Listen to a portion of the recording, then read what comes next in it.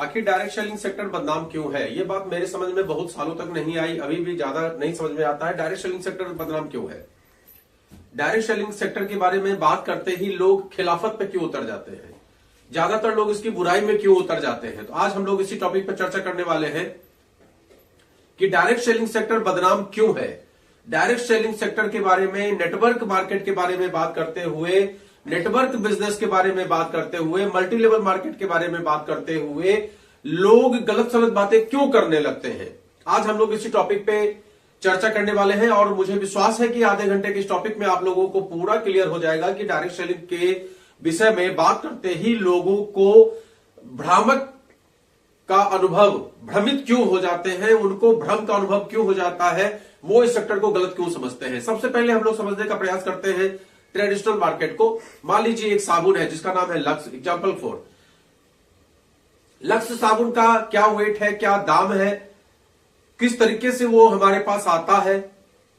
जब हम लक्ष्य की बात करते हैं तो कोई भ्रामकता की स्थिति नहीं आती है, किसी भी तरह के गलत बात की स्थिति नहीं आती है। जब हम उसके निर्माता कंपनी के बारे में बात करते हैं कि फलाने कंपनी के द्वारा लक्ष्य का निर्माण किया गया, तो भी कोई गलत बात नहीं आती है सामने। और जब हम ये बात करते हैं कि फलाने कंपनी ने इसका बहुत बड़ा डिस्ट्रीब्यूटरशिप लिया हुआ है, फलाने स्टोर पे इसका प्रोडक्ट बिकता है, ये साबुन बिकता है, फलाने शॉप पे इसका साबुन बिकता है, फलाने जो लोग हैं इसकी एजेंसी लिए हुए हैं, फलाने जो एजेंट हैं इसको दुकान दुकान पे सप्लाई देते हैं, कोई भी गलत बात नहीं होती है, किसी तरह की कोई गलत बात नहीं होती है। लेकिन जब वहीं पर डायरेक्ट सेलिंग के किसी कंपनी के साबुन की बात आती है तो तुरंत लोगों का सोच गलत जगह पे चला जाता है। लोग कहेंगे कंपनियां बहुत सारा पैसा बढ़ा के रखती हैं, प्रोडक्ट महंगे होते हैं। कभी आपका ये परसेप्शन किसी ट्रेडिशनल मार्केट के प्रोडक्ट के बारे में क्यों नहीं होता? भाई कोई लक्ष्य कंपनी का बंदा आपके घर नहीं जाता कि ये प्रोडक्ट हमसे ले लो। आप खुद दुकान पे जाते हैं, महंगा सस्ता देखते हैं, अच्छा लगता है लेते हैं, नहीं अच्छा लगता है नहीं लेते हैं। आपका जो भी बजट है उसके अनुसार लेते हैं, अगर बजट नहीं है तो नहीं लेते हैं। सेम एज डायरेक्ट सेलिंग में भी बहुत सारी कंपनियां हैं मार्केट में और हर कंपनी के 10-20 प्रोडक्ट हर क्वालिटी के हैं, हर कैटेगरी के हैं। आपका जो बजट अलाउ करता है लीजिए, नहीं बजट अलाउ करता है तो नहीं लीजिए। उसमें कंपनी गलत हो गई ये कहां से साबित होता है, या कंपनी प्रोडक्ट का रेट बढ़ा के रखती है ये कहां से साबित हो जाता है। जब हम चाय पत्ती लेने की बात करते हैं, जब हम मार्केट में शॉप पे जाते हैं चाय पत्ती के लिए, तो वहां 150 रुपए की 250 ग्राम चाय पत्ती मिलती है, 250 रुपए की भी 250 ग्राम चाय पत्ती मिलती है। लेकिन मेरे जेब में तड़ नहीं है, मेरे जेब में रोकड़ा नहीं है, तो हम ढूंढ रहे हैं 50 रुपए 250 ग्राम मिल जाए, खुली चाय पत्ती मिल जाए, या कोई ऐसी कंपनी जो चाय के नाम पे कुछ और पिला रही है वो चाय पत्ती हमको मिल जाए 50 रुपए में, 55 रुपए में, तो अपने बजट के अनुसार हम लेके चले आते हैं। लेकिन वहां पर हम ये नहीं कहते कि अगर किसी कंपनी ने 150 की चाय पत्ती रखी है तो वो कंपनी चोर है, उसने इतना रेट क्यों बढ़ा के रख दिया है, उस कंपनी को रेट नहीं बढ़ा के रखना चाहिए था। 150 की कोई चाय पत्ती बेचता है क्या, 250 की कोई चाय पत्ती बेचता है क्या, इस तरह की बात नहीं आती है ट्रेडिशनल मार्केट में। लेकिन वहीं पर जब डायरेक्ट सेलिंग की कोई कंपनी आपको 125 रुपए में चाय दे रही है, या 120 रुपए में चाय दे रही है, या 110 रुपए की 250 ग्राम चाय पत्ती दे रही है, तो वहां पर आप तुरंत कहना शुरू कर देते हैं कि ये रेट बढ़ाकर ले रहे हैं, ये सब ये है, ये सब वो है। और अगर आपको ये जानकारी मिल जाती है कि कोई बंदा उस कंपनी में काम भी कर रहा है, जैसे मेरे जैसा कोई बंदा कोई डायरेक्ट सेलिंग कंपनी में लगा हुआ है, तो आप तुरंत मेरे ऊपर उंगली उठाना शुरू कर देते हैं कि भाई ये सब फ्रॉड है, ये सब बेवकूफ बनाने का काम है, ये सब ऐसा है, ये सब वैसा है। भैया ये परसेप्शन आपका वहां कहां चला जाता है जब ट्रेडिशनल मार्केट में जाके शॉप पे सामान देखकर आप छोड़ के चले आते हो क्योंकि आपके रोकड़ा नहीं है जेब में, कहां चला जाता है। तो यहां बात गलत और सही की नहीं है, यहां बात आपके गलत परसेप्शन का है। तो मेरा प्रश्न बस ये है कि आखिर ये गलत परसेप्शन, ये गलत सोच ये गलत विचार जनता के मन में आई कैसे? आज हम उसी को क्लियर करने वाले हैं कि आखिर ट्रेडिशनल मार्केट के 250 रुपए के चाय पत्ती के ऊपर हम 200 आरोपण नहीं करते और डायरेक्ट सेलिंग के 115 रुपए के 110 रुपए के 250 ग्राम चाय पत्ती पे 200 आरोपण करते हैं।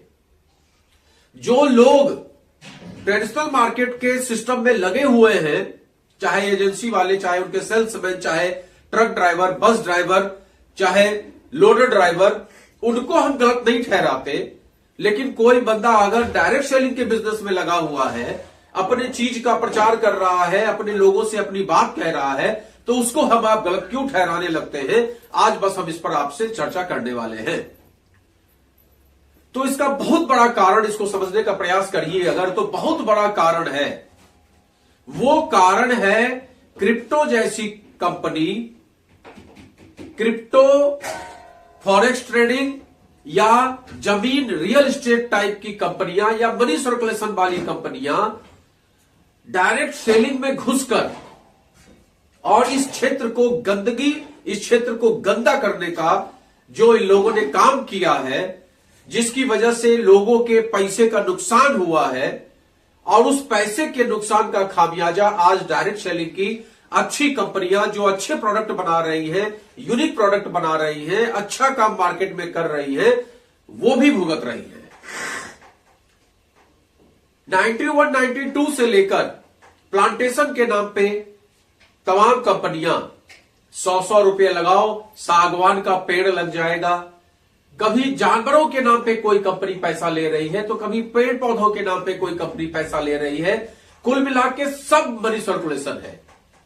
इतना रुपया लगाओ, इतना रुपया पाओ, और बाद में जब वो कंपनियां दे नहीं पाती हैं तो डब्बा गुल होता है, कंपनी भागती है, कभी उसका मैनेजमेंट विदेश भाग जाता है और पब्लिक ठगी हुई महसूस करती है, पब्लिक धोखा महसूस करती है।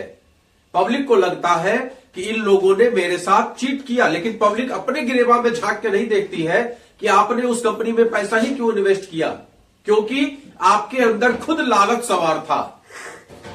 जब बैंक वाले नहीं दे पा रहे, जब म्यूचुअल फंड वाले नहीं दे पा रहे, जब पोस्ट ऑफिस वाले नहीं दे पा रहे, जब स्टॉक मार्केट वाले नहीं दे पा रहे, जब LIC वाले नहीं दे पा रहे, जहां भी रिटर्न देने की बात आती है वो कोई कंपनी नहीं दे पाती है 8 से 10%, ज्यादा से ज्यादा 12-13%, और आप सीधे साल भर में डबल के झांसे में आ जाते हैं।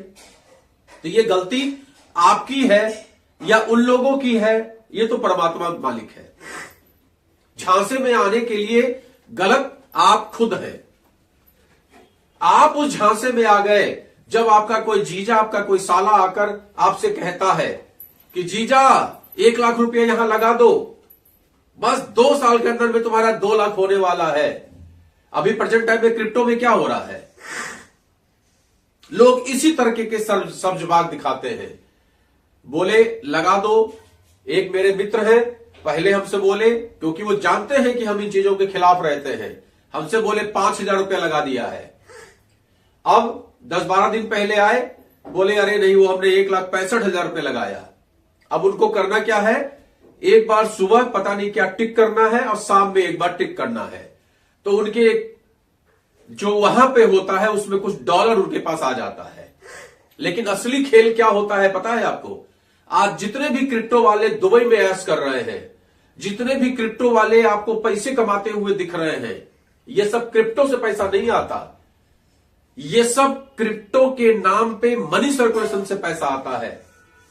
मेरा दावा है कि आज की डेट में ये लोग पब्लिक को बेवकूफ बनाना बंद कर दें, पब्लिक से पैसा लेना बंद कर दें, लोगों का पैसा लगवाना बंद कर दें, अब फिर देखिए इनकी इनकम, ये भैया धरती पे आ जाएंगे, धरती के नीचे घुस जाएंगे।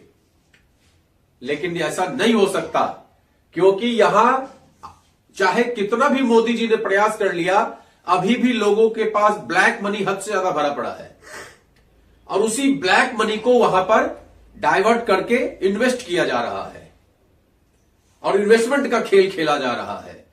बड़े बड़े होटलों में, अभी हमारे कुछ मित्र गए थे लखनऊ के होटल में, और उस होटल में बड़ी बड़ी बातें की जाती है। जो देखेंगे आप सब बड़े बड़े लोग वहां बड़ी बड़ी गाड़ियों से आ रहे हैं और कोई 5 लाख लगा रहा है, कोई 50 लाख लगा रहा है। वो बेचारे छोटा आदमी बोला अरे इसका तो 5 लाख 50 लाख लग रहा है, हमारे पास 50,000 है, चलो यही सही।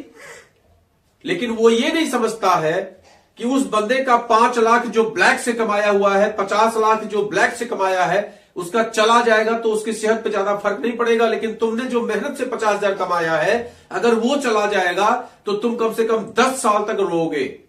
और मेरे जैसा कोई शरीफ बंदा जब डायरेक्ट सेलिंग की बात लेकर तुम्हारे पास पहुंचेगा तब तुम तुरंत कहोगे वो क्रिप्टो में भी तो लोग आए थे, हमको 50,000 लगवा दिए और मेरा पैसा डूब गया, अब तुम आ गए हो। जबकि वो इस बात को नहीं समझ पा रहे हैं कि हम जिस काम के लिए आए हैं वो सिंपल डायरेक्ट सेलिंग का वर्क है, सिंपल सेल्स का एक सिस्टम है, बेचने का एक सिस्टम है। यहां मनी सर्कुलेशन का कोई खेल नहीं है। सिंपल एक प्रोडक्ट है, इस प्रोडक्ट पे कुछ प्रॉफिट का मार्जिन है और उस प्रॉफिट के मार्जिन में जितने भी लोग उस प्रोडक्ट को सेल करने में लगे हैं उनको एक सिस्टम के अनुसार दे दिया जाता है, जिसमें बाकायदा टीडीएस कटता है, जो बाकायदा जीएसटी पेड होता है। आप बताइए किस क्रिप्टो में, किस फॉरेक्स ट्रेडिंग में कहां पे टैक्स कटने की बात आती है, कहां पे जीएसटी की बात आती है? Simple formula money circulation.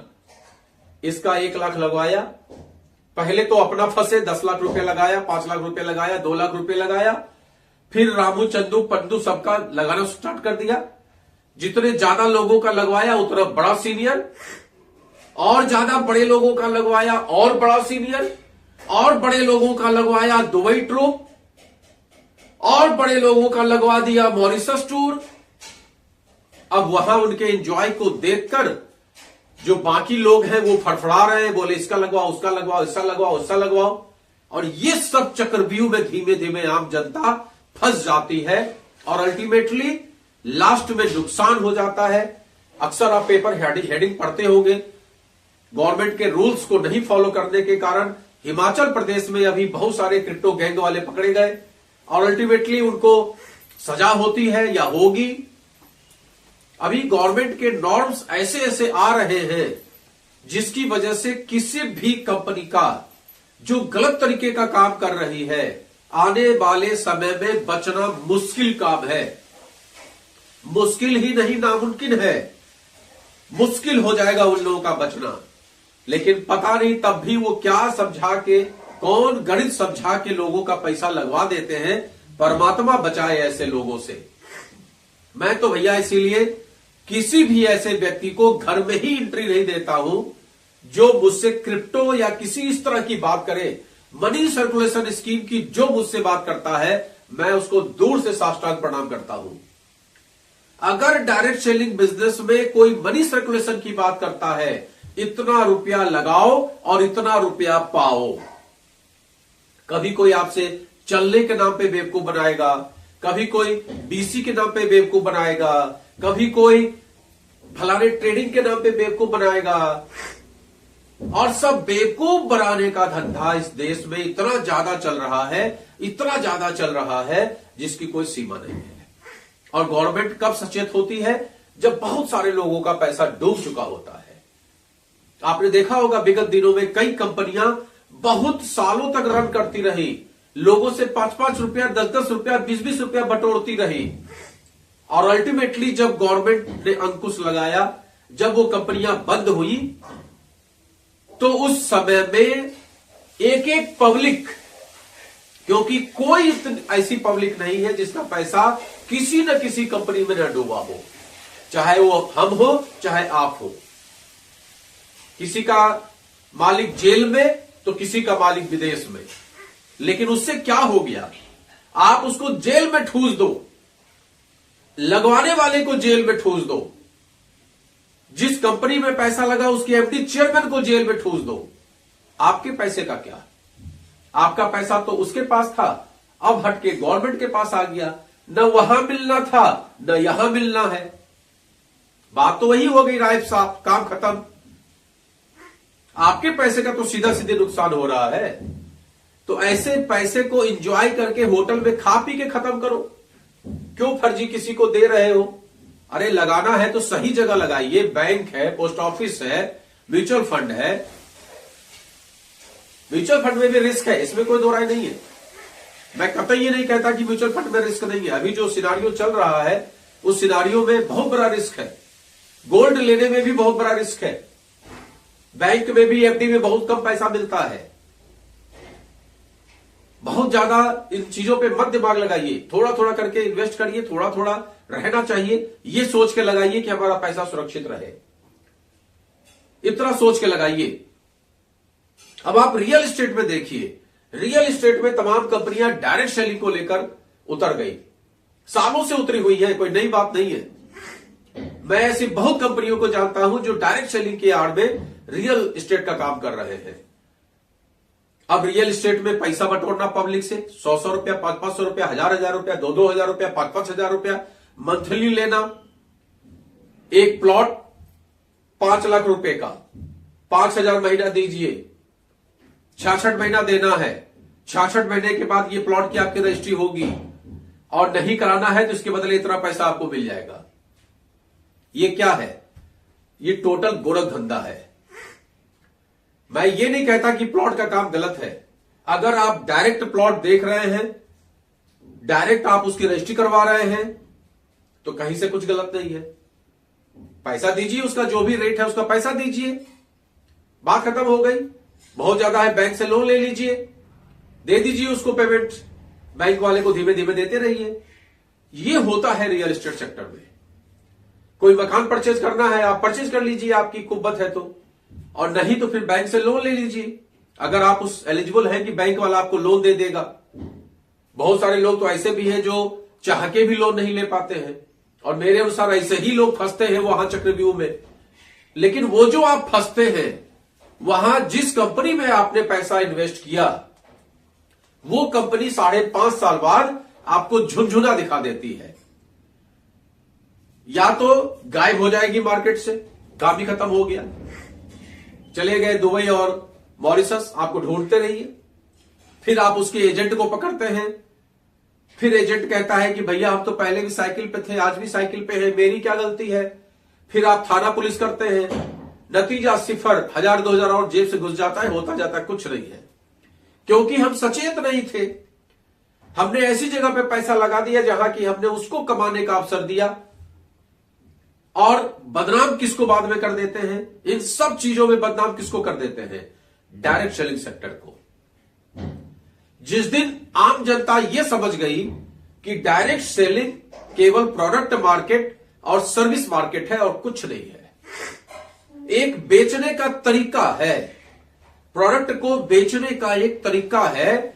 उस प्रोडक्ट के ऊपर जितना प्रॉफिट का हिस्सा है वो ट्रेडिशनल मार्केट में भी बढ़ता है, एडवर्टीजमेंट होता है वहां बढ़ता है, और बहुत सारे बीच में लोग होते हैं उनके बीच में बढ़ता है।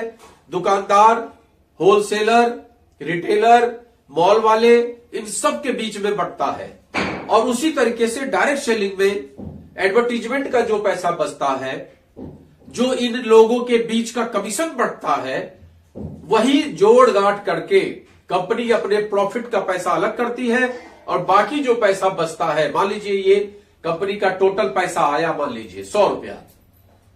अब इस 100 रुपया में कंपनी का 55% यहां तक उसके प्रोडक्शन का कॉस्ट आया, प्लस में उसके प्रॉफिट का हिस्सा आया, बचा 45%, ये हिस्सा बचा। अब यहां पर ये जो हिस्सा है, ये उन लोगों के बीच में एक सिस्टम से बांट दिया जाता है जिनकी वजह से ये प्रोडक्ट बिक रहा है। यही है, बाकी कोई कंपनी अपने घर से नहीं देती है। डायरेक्ट सेलिंग की कोई कंपनी आपसे ये नहीं कहेगी कि लाओ 10,000, हम तुम्हें 2 साल बाद देंगे इतना रुपया, कुछ नहीं। आप प्रोडक्ट परचेज करिए, सिंपल, जो आपकी घर की जरूरत है आप परचेज करिए, और वही प्रचार करना शुरू कर दीजिए कि भाई इसके प्रोडक्ट अच्छे हैं, आप लीजिए इसके। अच्छा, किसी भी ट्रेडिशनल मार्केट के कंपनी का जो एमआर होता है या जो उसका रिप्रेजेंटेटिव होता है, सेल्स रिप्रेजेंटेटिव होता है, वो दुकान दुकान जाके क्या करता है? वो भी तो यही काम करता है। कोई भी कंपनी जब प्रोडक्ट लॉन्च करती है तो सेल्स रिप्रेजेंटेटिव रखती है और वो दुकान दुकान जाकर बोलता है कि भाई हमारी कंपनी है, उसका ये प्रोडक्ट बहुत अच्छा प्रोडक्ट लॉन्च हुआ है, अगर आप इसको सेल करते हैं तो आपको 30% का मार्जिन मिलेगा और पब्लिक को ये रेट है, मार्केट में अन्य चीजों से ये सस्ता है और ये बहुत अच्छा है, ऐसा करके तो समझाता है।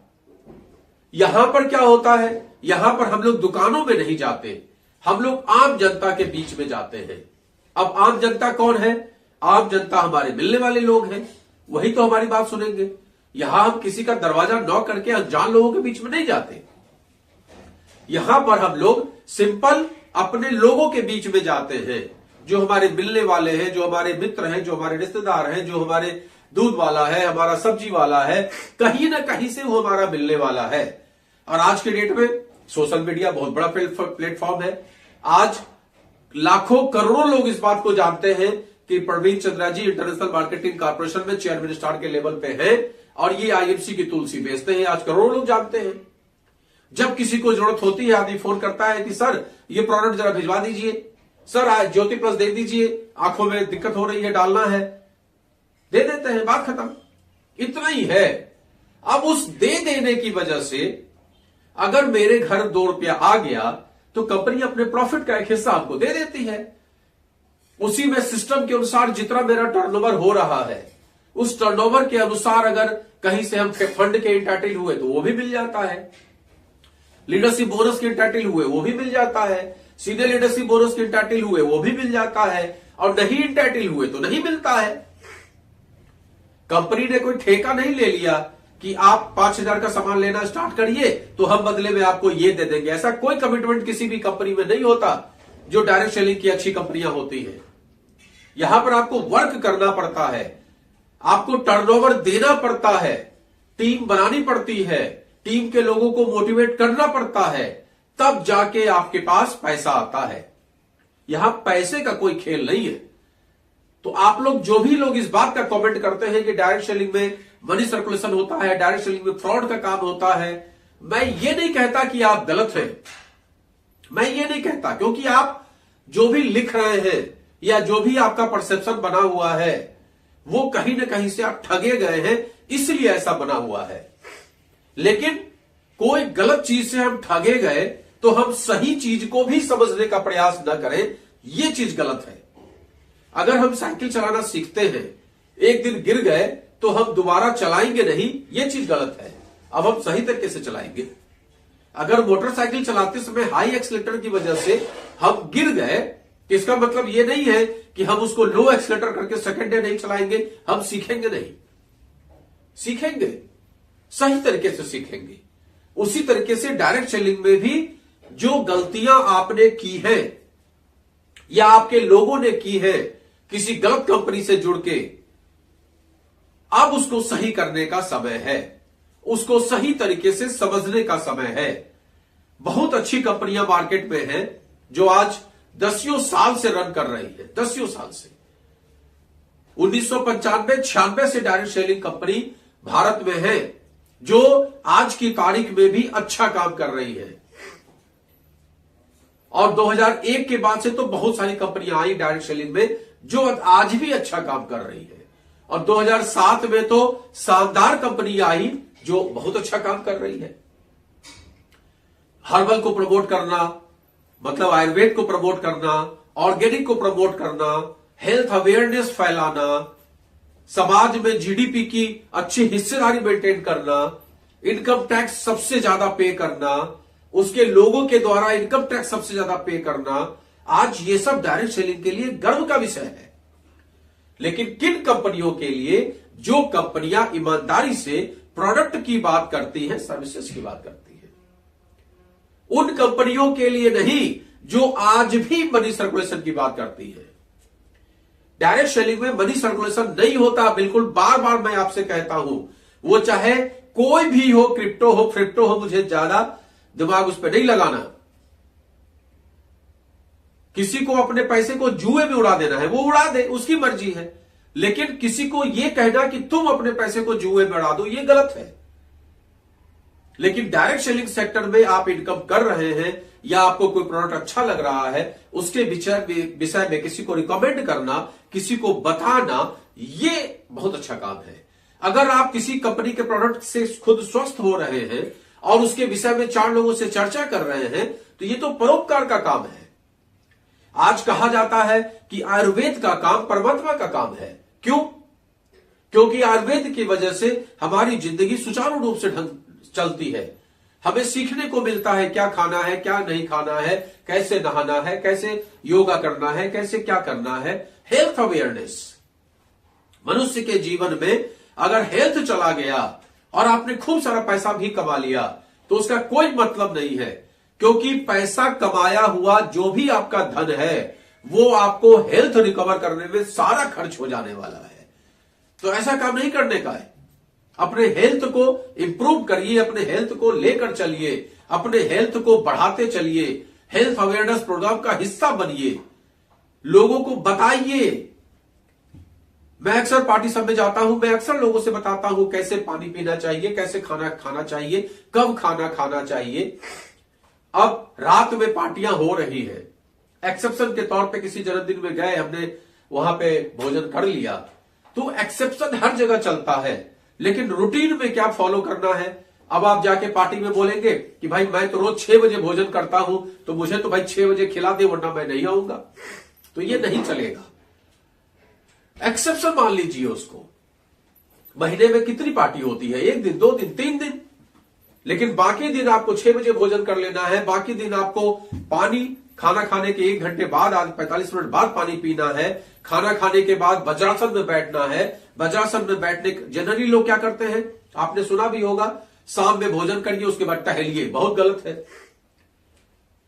करना यह चाहिए कि शाम में भोजन करिए, फिर उसके बाद 10 मिनट 15 मिनट वज्रासन में बैठिए। वज्रासन में बैठने से क्या होता है, आपके पेट में ब्लड ज्यादा से ज्यादा पहुंचता है। लेकिन जब आप टहलना शुरू कर देते हैं तो ब्लड सारा चला जाता है पैर में, नतीजा आपका डाइजेशन प्रभावित हो जाता है। तो आप सबसे पहले 10 मिनट वज्रासन में बैठिए। वज्रासन में नहीं बैठना आता है तो कमेंट करिए, मैं आपको बताऊंगा वज्रासन में कैसे बैठा जाता है। और उसके बाद आधा घंटा टहलिए।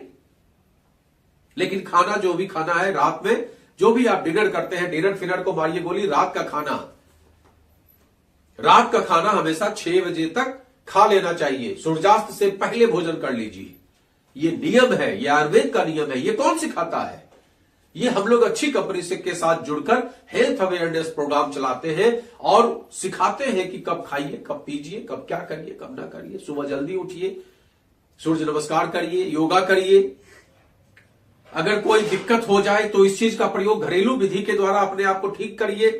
इस तरह की बातचीत हम लोग करते हैं।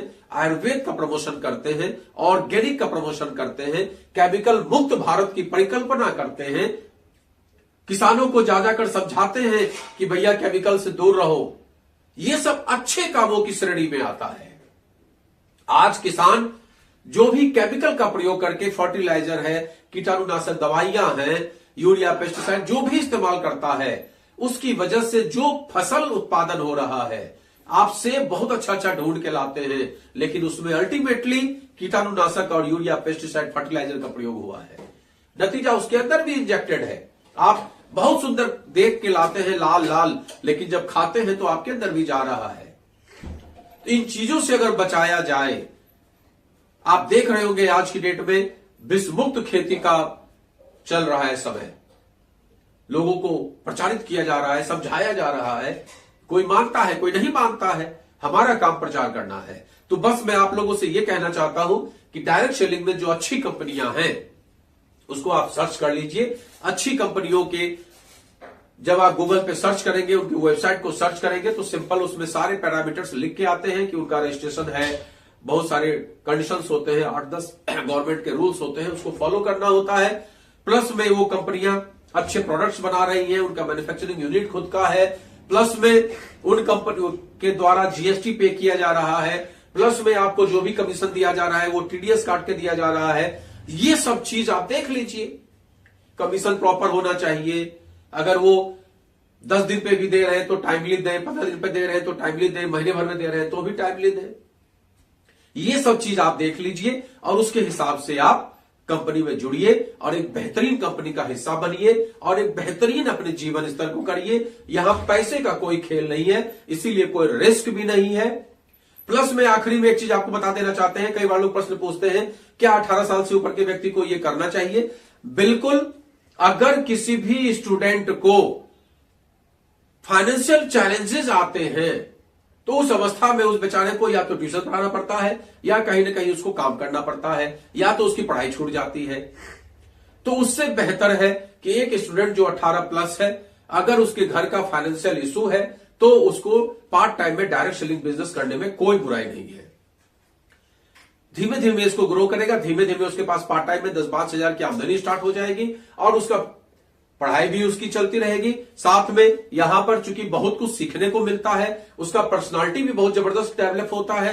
नतीजा क्या होता है कि कहीं भी आगे चल के किसी भी इंटरव्यू वगैरह में उसको फेस करने में बहुत आसानी रहती है, क्योंकि यहां डायरेक्ट सेलिंग में हम लोग बोलना सीख जाते हैं, अनजान लोगों से बातचीत करना सीख जाते हैं, अंदर की झिझक खत्म हो जाती है। जो हमारे अंदर झिझक होती है किसी से बात करने के लिए, अनजान लोगों से बात करने के लिए, कैसे समझाएं क्या समझाएं, वो सारा चैप्टर क्लोज हो जाता है और हम फ्रैंक हो जाते हैं। हमें कपड़े पहनने का सलीका आ जाता है, अच्छे तरीके से मेंटेन रहने का सलीका आ जाता है। लिहाजा वो बहुत कुछ आ जाता है जो किसी भी अच्छी कंपनी को चाहिए होता है।